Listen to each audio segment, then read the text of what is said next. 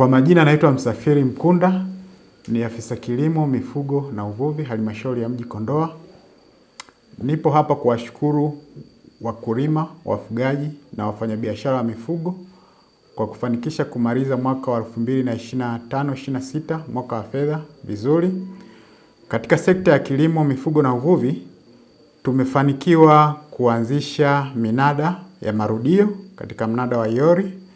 Tumeanzisha gulio la kila Jumamosi katika gulio la Bicha ambayo itakuwa inafanyika kila Jumamosi, lakini pia tumeanzisha kilimo cha tufaa katika maeneo mbalimbali ya halmashauri ya mji Kondoa.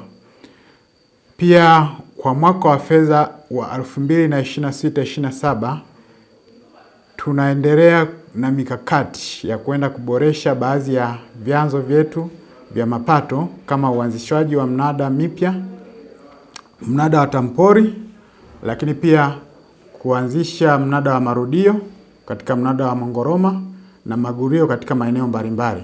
Tutakuwa na magurio mtaa wa Seria, tutaanzisha pia gurio katika mtaa wa Chakwe kata ya Borisa. Lakini pia nipende kuwashukuru wafugaji kwa mwitikio ambao mmeutoa au tumeuonyesha wakati wa zoezi la chanjo za mifugo ambao katika halmashauri ya mji wa Kondoa tulifanikisha kwa 110%.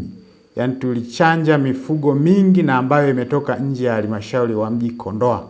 Kwa mifugo ambayo tumechanja, kwa ng'ombe tumechanja ng'ombe 37,000 na kwa mbuzi tumechanja mbuzi 22,000 ambayo inapelekea kuchanja au kuvuka malengo ya chanjo ambayo tulitegemea kuyafanya kwa mwaka wa fedha wa 2025/26. Hivyo basi tunaomba ushirikiano huo pia tukauonyeshe kwenye zoezi la chanjo ambalo linaenda kuanza mwezi wa 7 kwa mwaka wa fedha unaokuja wa 2026/27. Tunawaomba wafugaji, wakulima na wavuvi kwa ujumla tuendelee kushirikiana pamoja katika kulipa ushuru na kodi zote za halmashauri ya mji Kondoa ambazo zipo kwa mujibu wa sheria kwa ajili ya mustakabali wa maendeleo ya halmashauri yetu. Tunawashukuru sana.